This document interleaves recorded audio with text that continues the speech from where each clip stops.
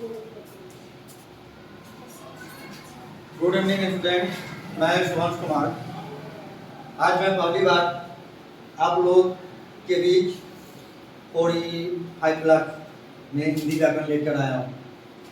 सबसे पहले समझना है कि हिंदी व्याकरण किसे कहते हैं। स्टार्टिंग में हिंदी व्याकरण किसे कहते हैं।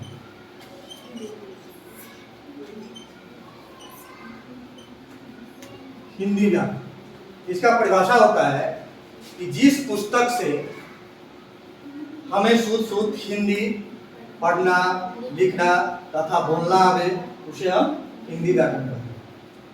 ठीक है। जिस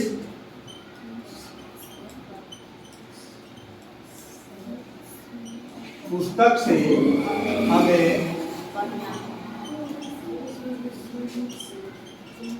शुद्ध हिंदी पढ़ना, लिखना तथा बोलना आता हो उसे हम हिंदी व्याकरण। ठीक। इसके बाद है हिंदी व्याकरण में आता है, हिंदी व्याकरण के बाद आता है वर्ण। इसके बाद आता है वर्ण। वर्ण जो होता है, वर्ण का परिभाषा होता है, वर्ण उस मूलध्वनि को कहते हैं जिसका खंड या टुकड़ा न किया जा सकता, मतलब बांटा नहीं जा सकता। जैसे में पहले परिभाषा लिख लो।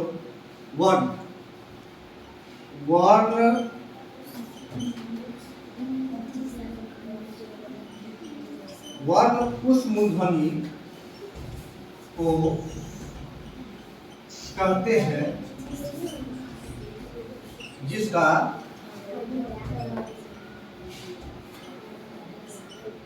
खंड या टुकड़ा न किया जा सके उसे हम वर्ण कहते हैं। ठीक है, वर्ण कहते हैं। जैसे में एग्जाम्पल में वर्ण सब वर्णी है। क बोलो, च बोलो, ट बोलो, प बोलो, अ बोलो, जितना भी शब्द आता है हिंदी में सब वर्णी है। ठीक है। वर्ण को जो होता है 2 भागों में बांटा गया है। वर्ण कितने भाग में बांटे हैं? 2 भाग। वर्ण को जो होता है वो हम 2 भाग में बांटते हैं। वर्ण को वर्ण 2 प्रकार का होता है। ठीक है। एक में होता है, ध्यान से देखो, स्वर वर्ण, और 2 में होता है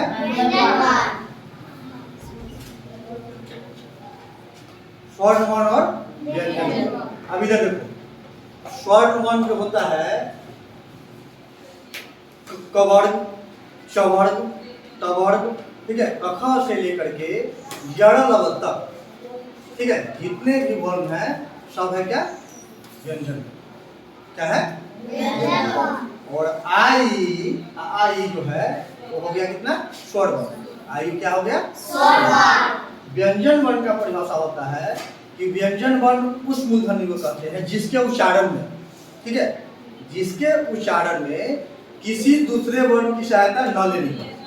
व्यंजन वर्ण का परिभाषा होता है कि व्यंजन वर्ण वे है जिसके उच्चारण में किसी दूसरे वर्ण की सहायता न लेनी। जैसे में देखो, हम अगर पहले इसको मिटा देते हैं। ठीक है। तो देखिएगा ध्यान से,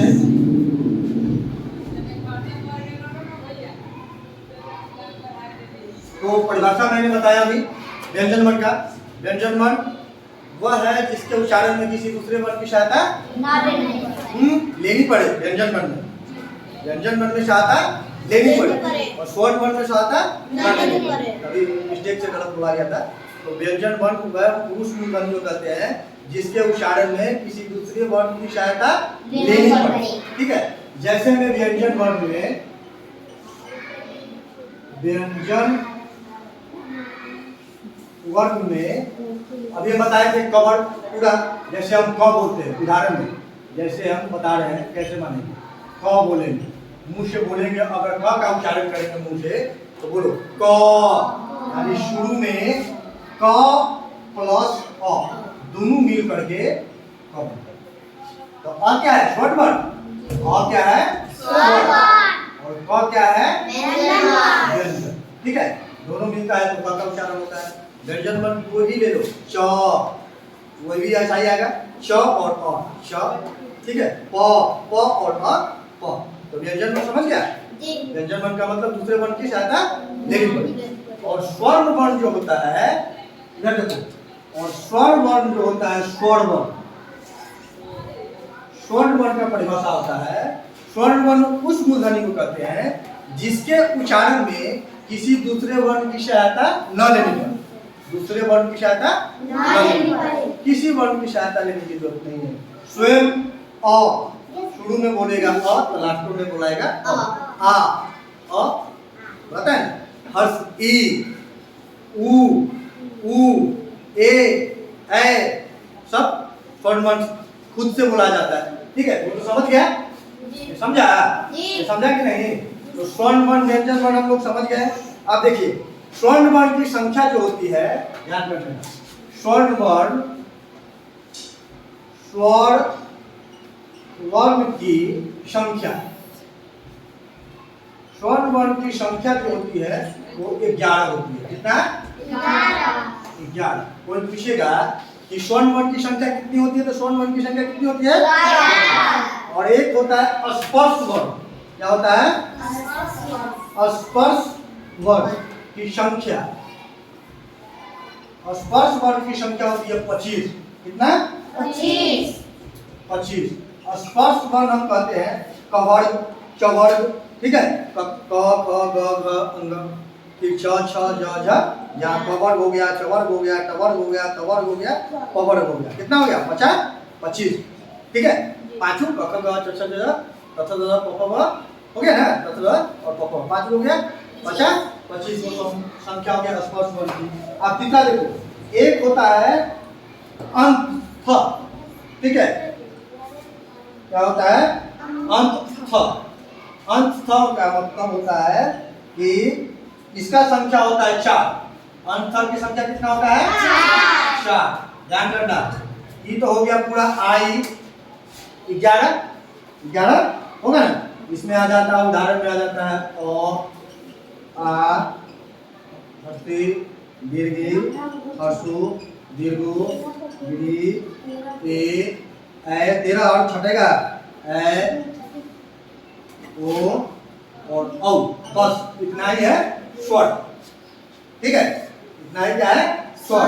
ठीक है, स्वर वर्ण की संख्या कितना है?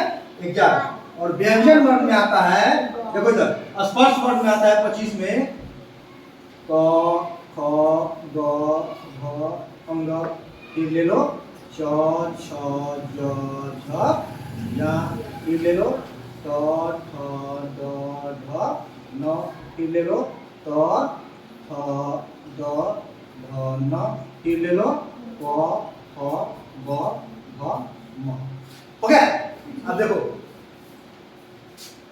अंत थ की संख्या क्या बताया थे? 4। अंत थ की संख्या क्या है? 4। इसमें आता है, देखो ध्यान से देखना, य र ल और व, बस 4। य र ल और व हो गया अंत थ की संख्या। अब एक होता है उष्म। क्या होता है? उष्म। ठीक है, ऊपर दिखा देते हैं। ठीक है, यहाँ पर दिखाई नहीं देगा। ठीक है, जिसको उतारना होगा उतार लेना, अभी मत उतारना, पीछे वाला रहने देते हैं संख्या। ठीक है, इसके बाद होता है उष्म। क्या होता है? उष्म। उष्म की जो संख्या होती है, लिख दो, उष्म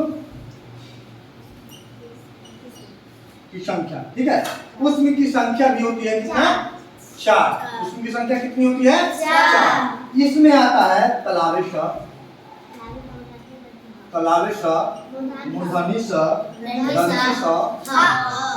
ठीक है, तो उष्म की संख्या भी मालूम हो गया।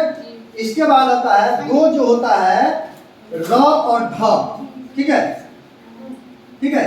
र ढ एगो होता है र, एगो होता है ध, ये हो गया दो, ठीक है।